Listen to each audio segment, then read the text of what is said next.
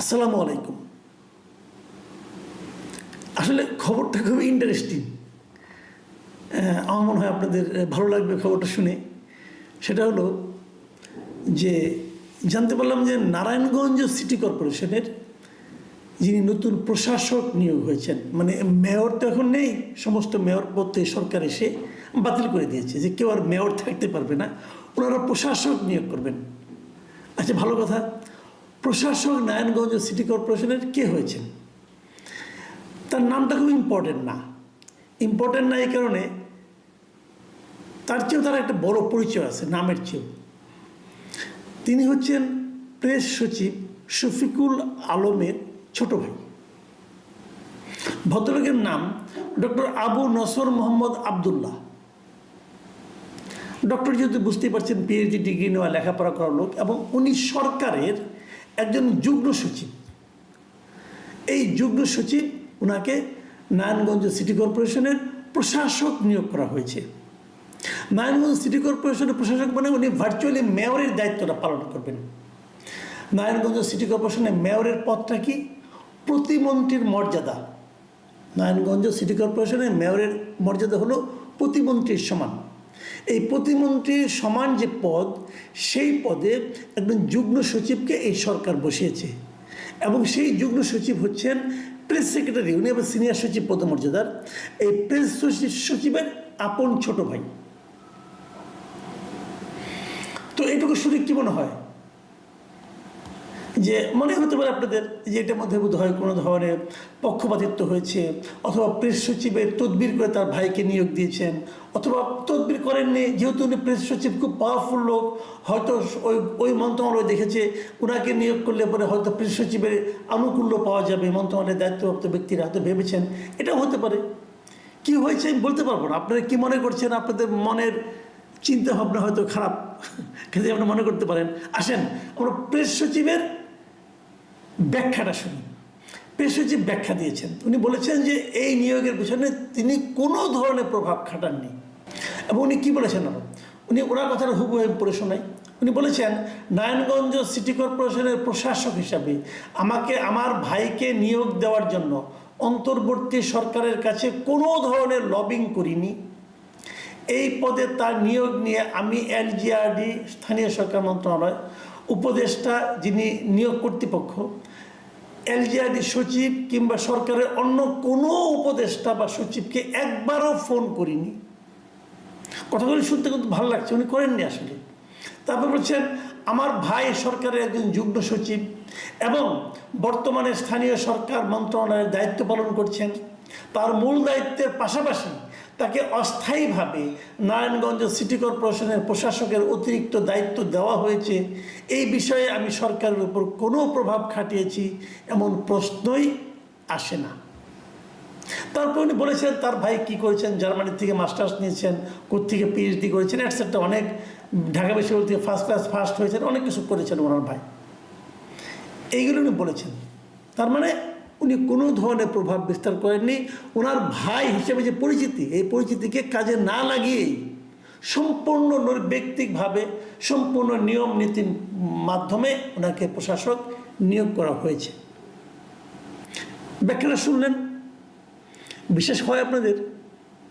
আপনারা বিশ্বাস করেন যে ওনার ভাইয়ের পরিচয়টা এখানে গুরুত্বপূর্ণ ছিল না? এমনি একজন যুগ্ম সচিবকে একটা প্রতিমন্ত্রীর দায়িত্বপূর্ণ কাজে বসিয়ে দেওয়া হয়েছে। হয় বিশ্বাস? বাংলাদেশের মানুষ আসলে অবিশ্বাসী হয়ে গিয়েছে। এত ভালো একজন মানুষ, ওনার ভাই এত মেধাবী একজন মানুষ, তাকে একটা নিয়োগ দেওয়া হয়েছে, মানুষ বিশ্বাস করে না। কি করবেন বলেন? এই অবিশ্বাসটা কিন্তু এমনি হয়নি। বিভিন্ন কর্মকাণ্ডের মাধ্যমে, বিভিন্ন কর্মকাণ্ডের কারণে হয়েছে। আমি এই শফিকুল আলম সম্পর্কে একটু বলি।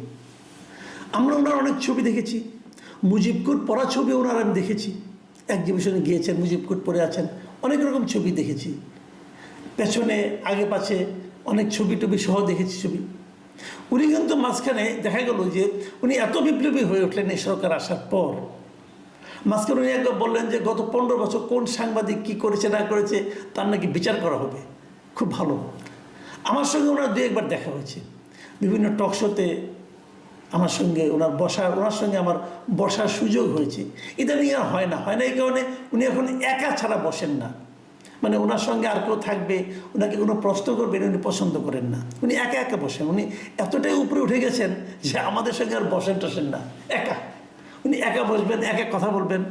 যে কারণে জানেন দেখুন এই কেউ ডাকে টোকেও না, কারণ ওনার টেলিভিশনগুলি তো টিআরপির ব্যাপার আছে, তাই না?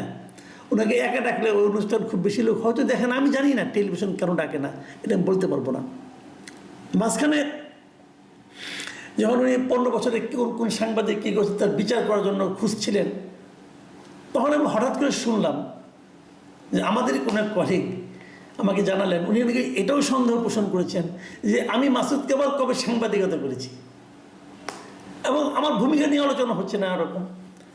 আমি তখন অনিয়ারেই একটা প্রশ্ন করেছিলাম, বলেছিলাম ওনারা তো সবাই বিপ্লবী, ওনারা তো শেখ হাসিনা সরকারের, আওয়ামী লীগ সরকারের অনেক সমালোচনা করেছেন, অনেক লেখালেখি করেছেন ওনারা নিশ্চয়ই। আমি চ্যালেঞ্জ করে বলেছিলাম কেবল উনি না, ওনার টোটাল যে প্রেস উইংয়ের যে সাংবাদিক যারা আছেন, টোটাল প্রেস উইং বলছি কিন্তু আমি, এই টোটাল প্রেস উইংয়ে যতজন সাংবাদিক আছেন এরা সবাই মিলে শেখ হাসিনার 15 বছরে শেখ হাসিনা সরকারের বিরুদ্ধে, শেখ হাসিনার বিরুদ্ধে বিভিন্ন জনের, মানে ওই শাসন যারা করেছেন তাদের বিরুদ্ধে, তাদের চামচাদের বিরুদ্ধে এই 15 বছরে যত লেখালেখি করেছেন, যত জায়গায় কথা বলেছেন, টক শোতে অথবা অন্য কোথাও যত কথা বলেছেন, যত পত্রপত্রিকায় লিখেছেন, দেশে বিদেশে লিখেছেন, সবগুলি যোগ করলে এই একাই অধম মাসুদ কামালের যদি অর্ধেকের পরিমাণ হয় তাহলে আমি আর কথা বলবো না। তাহলে আমি বলবো যে হ্যাঁ, ওনাদের সাংবাদিকদের বিচার করার এখতিয়ার আছে, আমারও বিচার করেন, কোনো সমস্যা নাই। তো এই ধরনের আচমকা বিপ্লবী, আতকা বিপ্লবী বলে আমাদের গ্রাম দেশে, এগুলো এই ধরনের আতকা বিপ্লবীদের নিয়ে আমরা পড়ছি। আমার সঙ্গে একবার দেখা হয়েছিল, আমি একবার টকশোতে বসে ছিলাম, তখন উনি হঠাৎ করে একটা কথা বলেন, আমি এমনি জিজ্ঞাসা করেছিলাম যে আপনি এই দায়িত্বে আসলেন কেন? কারণ 6 মাস 1 বছর পরে তো এই দায়িত্বে আপনি যেখানে আগে যেখানে ছিলেন উনি এপিতে, ওইখানে ভালো বেতন পেতেন, তো ওই বেতন রেখে আপনি কম বেতনে চাকরিতে আসলেন কেন? যদি বলে উনি দেশের জন্য কিছু করতে চান, ভালো, শুনে খুশি হলাম, আমিও খুশি। আমি ওনাকে, মানে ওনার ব্যক্তিগতভাবে ওনার সঙ্গে যতবার আমার দেখা হয়েছে, আমি কিন্তু ওনার কথাবার্তায় ওনাকে পছন্দই করি, বেসিক্যালি কথাবার্তা খুব ভালো, এবং আমার কাছে ওনাকে খুব সতই মনে হয়েছে সবসময়ই। এই সততার প্রসঙ্গে একবার উনি আমাকে এটাও বলেছিলেন যে উনি বলছেন যে ওনার ওয়াইফ নাকি অনেকে বলেছেন যে যাই করো লোকে যেন আমাকে চোরের বউ না বলে। আমি মুগ্ধ হয়ে গেছি আমরা শুনে। কিন্তু যে সমস্ত ঘটনা ঘটছে এটা দেখে কিন্তু আমার ওই মুগ্ধতাটা আর থাকছে না।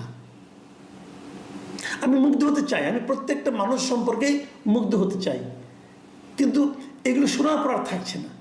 আরেকটা খবর পেলাম যে আইন মন্ত্রণালয়ের সচিব হিসেবে যিনি নিয়োগ পেয়েছেন মিস্টার লিয়াকত আলী মোল্লা, শোনা যায় উনিও নাকি প্রেস সচিবের খুবই ঘনিষ্ঠ।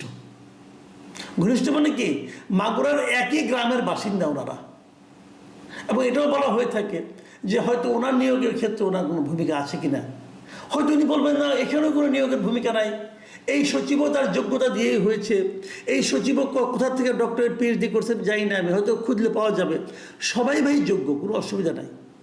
কিন্তু হয় কি, কনফ্লিক্ট অফ ইন্টারেস্ট বলতে একটা কথা আছে, মানুষের সন্দেহ আছে। যদি এই মোল্লা সাহেবকে না দিয়ে আরেকজন চৌধুরী সাহেবকে দেওয়া হতো, অথবা একজন খান সাহেবকে দেওয়া, যে কাউকে দেওয়া হতো, সমস্যা তো নাই, মন্ত্রণালয় চলতো, কোনো সমস্যা হতো না।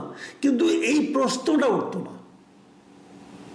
যেখানে দেওয়া হয়েছে নারায়ণগঞ্জের প্রশাসক হিসাবে ওনার ভাই আবদুল্লাহ সাহেবকে, কিন্তু ওনাকে না দিয়ে অন্য কাউকে দেওয়া হতো, কোনো প্রবলেম হতো? সিটি কর্পোরেশন চলতো। কেউ তো নির্বাচিত না, সবাই তো এইভাবে এসেছে, চলতো। কিন্তু ওনার এই বদনামটা হতো না। এই বদনামটা উনি নিচ্ছেন কেন? উনি বলবেন যে হ্যাঁ আমার ভাই হয়েছে তাই বলে কি তার সেই আমার কারণে তাই সেই সুযোগ থেকে বঞ্চিত হবে? হ্যাঁ হবে, হওয়া উচিত।